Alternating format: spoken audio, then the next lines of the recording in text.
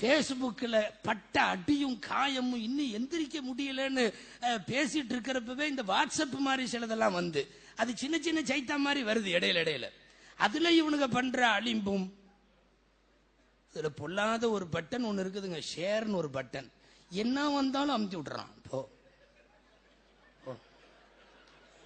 100 பேத்துக்கு அனுப்புறான், 1000 பேத்துக்கு அனுப்புறான். சில பேர் அது பெருமையோடு சொல்றான். இன்னைக்கு ஒரு அமுத்தனை என் மூலியமா 1000 பேத்துக்கு போயிருச்சு. அதுல எவனை பத்தியாவது தெரியாத செய்தியா இருக்கும், பூரா தெரியாத செய்தி, ஆதாரமே இருக்காது. எவன் அனுப்புனாலும் ஷேர், உடனே அனுப்பிச்சு விட்ற வேண்டியது, சென்ட் பண்ணி விட்டுருவோம், அது போயிடும். அது அப்படியே துனியா பூரா போயிட்டு இருக்கு. உண்மையே இல்லாத ஏராளமான செய்தி. அடையாறுல சென்னையில ஜும்மாவில் சொன்னேன், ஏடிஎம்ல போய் நீங்க கார்டை போட்ட உடனே ஏதாவது யாராவது கொலை செய்ய வந்தா புடுங்க வந்தா உங்களுடைய அந்த ஐடென்டி நம்பர் இருக்குமல்ல, ரகசிய எண், அதை திருப்பி போட்டீங்கன்னா போலீஸ் வந்துடும். எல்லாம் அனுப்பிச்சு விடுறானுங்க. இது எப்போ உன்ட்ட போலீஸ் சொல்லுச்சு? இல்ல அப்படி ஏதாவது காவல்துறை சொல்லியிருக்கா? நீ நம்பர் அப்படி போட்டு யாராவது இதுவரை வந்திருக்காங்களா? எவனுக்காவது பின்னாடி உள்ள நம்பரும் ஒரே மாதிரி இருந்துச்சுன்னா என்ன பண்றது?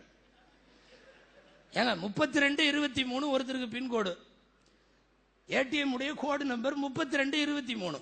அவர் தலைகீழ் அடிச்சாலும் 3223 தான் வரும். எந்த போலீஸ் வர்றது? இல்ல இதெல்லாம் சொல்லணும்னு அவசியம் இல்ல, வருதா அனுப்பு.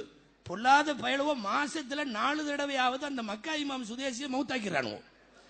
ஆமா, அடிக்கடி அவர் மௌத்தா போறாருங்க. அன்பிற்குரியவர்களே, மக்காவின் தலைமை இமாம் அப்துல் ரஹ்மான் சுதேசி அவர்கள் அகால மரணம் அடைய அன்னைக்கு மகரிப் அவர் தான் தொழ வைக்கிறார். உங்களுக்கு தெரியுமா, திருப்பூருக்கு பக்கத்துல ஜியாரத்து பாத்தியா ஓதிட்டானுவோம். ஆமா, என்னன்னா வாட்ஸ்அப்ல செய்தி வந்திருக்கு, மக்கா இமாம் சுதேசி இன்னா லில்லாஹி வ இன்னா இலைஹி ராஜிஊன் வந்த உடனே யாசீன் வல் குர்ஆன் ஹக்கீம் நாங்க உட்கார்ந்து ஈசால் தவாபெல்லாம் முடிச்சிட்டானுங்க. அடுத்த ஜும்மால அவர் தான் அங்க நிக்கிறாரு கம்பீரமா.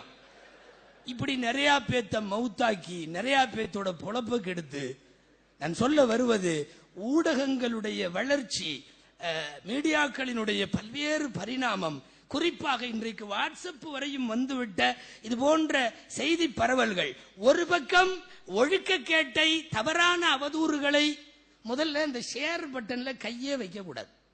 எவனாவது அனுப்பிச்சான்னா அனுப்புறதெல்லாம் டெலீட் பண்ணிக்கிட்டே இருங்க. ரொம்ப தேவையா ஏதாவது தெரிஞ்சா மட்டும்தான் ஷேர் பண்ணி வைக்கணும். சில பேர் ஷேர் பண்ணாம விட்டுருவானோன்னு அவன் அடிஷனலா அதையும் சேர்த்து அனுப்புவான்.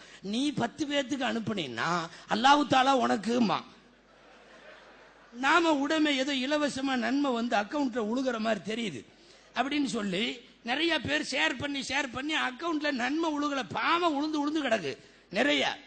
டெலிட் பட்டன் மட்டும்தான் அமுத்தணும் வாட்ஸ்அப்பினுடைய செய்திகளை பொறுத்தவரை. குர்ஆன் சொல்லுது, இன்ஜாக்கும் பாசுக்கும் பினபையின் ஃபதபையனு அன் துஸீபு கௌமம் பிஜஹாலா. யாராவது ஒரு பாவி உங்களிடத்தில் ஒரு செய்தியை சொன்னால் செய்தியின் நம்பகத்தன்மை குறித்து தெரிந்து கொள்ளாமலேயே நீங்கள் கை வைத்து விட வேண்டாம். இது குர்ஆன் ரொம்ப தெளிவாக இருக்கிறது. வாட்ஸ்அப் எல்லாம் வந்தா எப்படி அனுப்புவோன்னு அல்லாஹ்வுக்கு தெரியும். செய்தி உறுதி என்று தெரிவதற்கு முன்னால் அதை ஷேர் செய்ய வேண்டாம். சரி, அப்படி செஞ்சிட்டா என்ன ஆகும்? ஃபதுஸ்பிஹு அலா மா ஃபஅல்தும் நாதிமீன். கை சேதத்திற்குரியவனாக போய் விடுவாய், கை வைத்து விடாதே.